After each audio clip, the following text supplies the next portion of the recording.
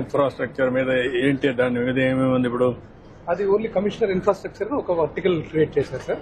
దాంట్లో ఇంజనీర్స్ పెట్టి can you create a infrastructure corporation create చేసి ఈ 1000 కోట్లు 2000 కోట్లు 4-5,000 కోట్లు బారో చేసి మొత్తం కంప్లీట్ చేసేస్తాం. గవర్నమెంట్ ఆఫ్ ఇండియా ఇచ్చే డబ్బులు, ఈ డబ్బులు కూడా తీసేసుకొని మొత్తం కంప్లీట్ చేస్తాం. 3 years టార్గెట్ తీసుకున్నాం సార్.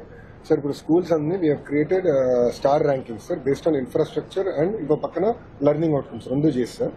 సో దాన్ని బట్టి ఎక్కడైతే 1 star 2 stars ఉన్నాయో అక్కడ ఫోకస్ ముందలు పెట్టి ఈ సంవత్సరం అంతా అప్గ్రేడ్ చేసి మీరేం చేయాలంటే ఒక లెవెల్ వరకు తీసుకెళ్లి ఆ కార్పొరేషన్ ద్వారా ఎంత అవసరమైతే బారో చేసి అల్యూమినా స్ట్రెంగ్తన్ చేసి వాళ్ళు కూడా ఫ్లో బ్యాక్ చేసి ఆ డబ్బులు ఆ స్కూల్ కార్పస్ కింద పెట్టి కంటిన్యూగా ఇన్ఫ్రాస్ట్రక్చర్ సాఫ్ట్ స్కిల్స్ కి ఉపయోగించుకుంటూ వెళ్తూ ఉంటాం.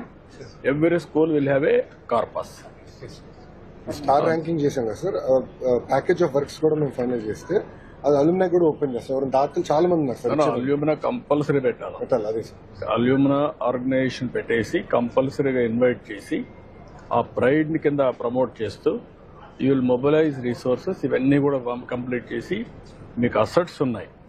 Land is a big asset, పిల్లలు is a big asset, parents is a big asset for you. ఆ మోటివేషన్ పోయింది over a period of time. వీళ్ళందరినీ మనం ఒక స్ట్రక్చర్ కింద తీసుకొస్తే ఇప్పుడు 2,000 కోట్లు అవుతుంది.